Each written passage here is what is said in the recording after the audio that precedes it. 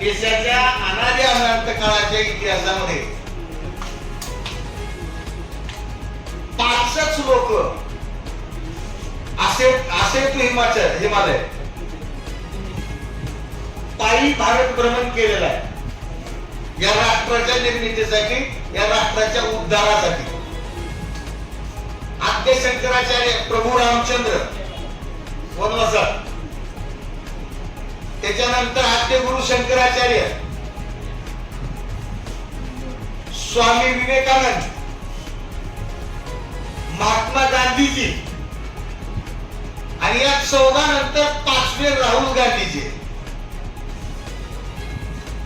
रोज आवाज उठवत आहेत।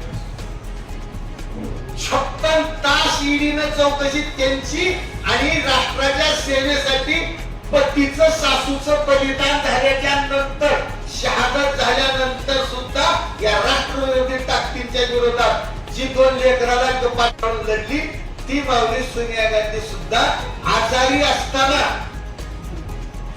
56 तास ईडीची चौकशी करून निर्भीडपणे आज देशामध्ये भले भले शिपूड घालून पडत असताना, जर देशामध्ये राहुलजी, सोनियाजी आणि महाराष्ट्रात सुद्धा भले भले शिपूड घालून पडत असताना आमचे नेते आदरणीय अमित भाई देशमुख साहेब, अशा अनेक काँग्रेसचे नेत्यांनी त्या राज्यात, त्या जिल्ह्यात एक आदर्श आवाज उठवण्याचा, निर्भीडपणाचा, लढण्याचा निर्माण केलेला आहे। आम्ही आमच्या पद्धतीने लढतो।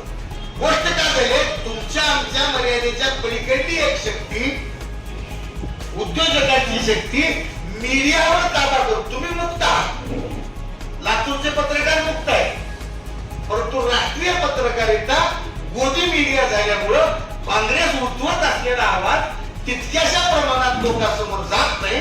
त्याच्यामुळे कुठतरी वाटतंय, परंतु लोकशाहीतले जेवढे मोठे आंदोलनाचे हक्ककर्ते असतील तेवढे सगळे वापरून झाले।